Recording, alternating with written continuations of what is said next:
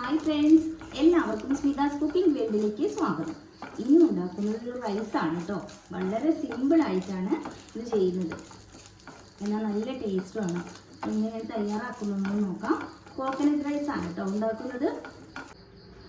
ഒരു പാനിലേക്ക് കുറച്ച് വെളിച്ചെണ്ണ ഒഴിച്ചു കൊടുക്കാം. കടുക്,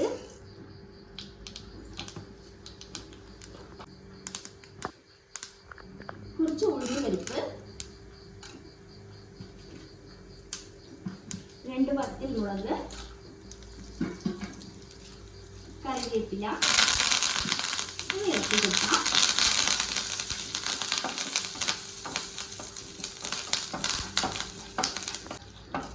ഉഴുന്നുപരിപ്പിന്റെ കളർ മാറി വരുന്ന സമയത്ത് ഇതിലേക്ക് 1/2 ഗ്ലാസ് നാളികേരം, നമ്മൾ ഏത് റൈസ് എത്രയാണോ എടുക്കുന്നത് അതിനനുസരിച്ച് വേണം നാളികേരം ചേർക്കാൻ. ഞാനിപ്പോൾ 1 കപ്പ് റൈസാണ് എടുക്കുന്നത്. അപ്പോൾ അതേ കപ്പിൽ തന്നെ 1/2 കപ്പ് നാളികേരമാണ് എടുത്തിട്ടുള്ളത്. നാളികേരം ചേർത്തിട്ട് നന്നായിട്ടൊന്ന് ഇളക്കി കൊടുക്കാം. നാളികേരത്തിന്റെ കളറൊന്നും മാറി വരേണ്ട ആവശ്യമില്ല കേട്ടോ. നന്നായിട്ടൊന്ന് ചൂടായി വന്നാൽ മാത്രം മതി. ഇതിലേക്ക് ഇനി 1 കപ്പ് റൈസ് ചേർത്ത് കൊടുക്കാം. ജീര റൈസ് വേണമെങ്കിലും പച്ചരി കൊണ്ടുള്ള റൈസ് വേണമെങ്കിലും ഒക്കെ ഇതിലേക്ക് ചേർത്ത് കൊടുക്കാം കേട്ടോ. ഞാനിപ്പോൾ നമ്മുടെ സാധാരണ റൈസാണ് എടുത്തിട്ടുള്ളത്. നന്നായിട്ടൊന്ന് ഇളക്കി യോജിപ്പിച്ച് കൊടുക്കാം. കറിയൊന്നും ഇല്ലാത്ത സമയത്ത് ഇത് പെട്ടെന്ന് തന്നെ ചെയ്തെടുക്കാൻ പറ്റിയ ഒരു റൈസാണ്. അതിൻ്റെ കൂടെ എന്തെങ്കിലും ഒരു ചിക്കലുണ്ടായാൽ മാത്രം മതി.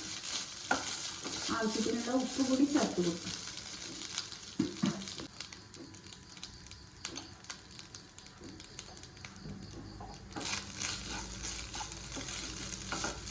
ചേർത്തിട്ട് നന്നായിട്ട് ഇളക്കി ഒഴിച്ച്